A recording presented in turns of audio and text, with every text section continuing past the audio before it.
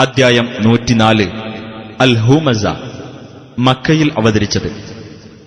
ഹുമസ എന്നാൽ കുത്തുവാക്ക് പറയുന്നവൻ എന്നാണർത്ഥം.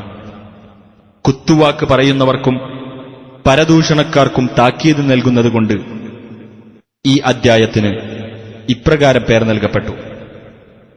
ബിസ്മില്ലാഹിർ റഹ്മാനിർ റഹീം. വൈലുൽ ലികുല്ലി ഹുമസത്തിൽ ലുമസഹ്. കുത്തുവാക്ക് പറയുന്നവനും അവഹേളിക്കുന്നവനുമായ ഏതൊരാൾക്കും നാശം. അല്ലദീ ജമഅ മാലൻ വഅദ്ദദഹ്.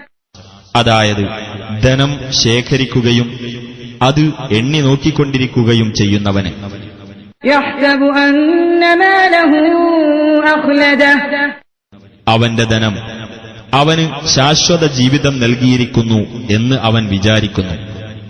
കല്ലാ ലയുൻബദന്ന ഫിൽ ഹുതമഹ്.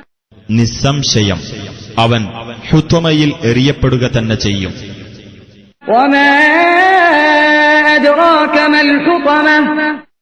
ഹുത്വമ എന്നാൽ എന്താണെന്ന് നിനക്കറിയാമോ? നാറുല്ലാഹിൽ മൂഖദഹ്. അത് അല്ലാഹുവിന്റെ ജ്വലിപ്പിക്കപ്പെട്ട അഗ്നിയാകുന്നു.